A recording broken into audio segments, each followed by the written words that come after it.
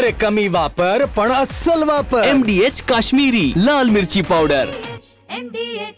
महाराष्ट्राच्या राजकारणामध्ये गेल्या काही दिवसांपासून चर्चा सुरू आहे की राष्ट्रवादी अजितदादा पवार यांच्या पक्षामध्ये शिवसेना उद्धव बाळासाहेब ठाकरे यांच्या पक्षातील एक बडा नेता जाणार आहे.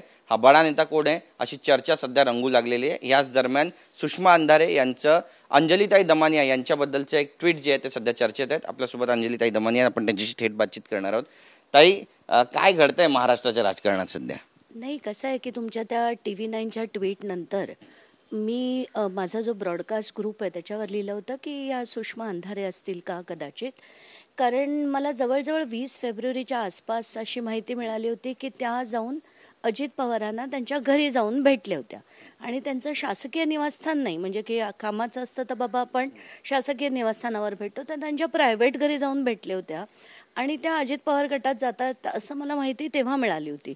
आता तसं होत असेल तर त्यांना माझ्या शुभेच्छा. मला काहीच म्हणजे त्याच्यात त्यांनी काल जे रात्री ट्विट केलंय ते जरा मला विचित्र वाटलं, कारण मी त्यांचं PR सांभाळता का वगैरे, आणि तुम्हाला OBC यांना संपवायचं आहे का, मुवमेंटना संपवायचं आहे का, बिलकुल संपवायची इच्छा नाही आहे. कोणी कुठेही जावं, राजकारण करावं, तुम्ही हुशार आहात आणि राजकारण चांगलं करू शकाल, मला त्याच्यात काहीही प्रॉब्लेम नाही आहे. हे नुसतं एक स्टेटमेंट होतं आणि ते तसंच तुम्ही समजून घ्या अशी त्यांना मी विनंती करणार आहे. नक्कीच. पण ताई, खरंच राजकारणामध्ये सध्या काही घडामोडी घडतायत का आणि इतर पक्षातही काही नेते जाण्याच्या तयारीमध्ये आहेत असं वाटतंय तुम्हाला? नाही, बऱ्याच ठिकाणी सगळीकडेच आपण होताना बघतो. आता शरद पवार गटातले नेते जात आहेत, ठाकरे गटातले जात आहेत, मनसेतले बरेचसे हलून निघाले आहेत.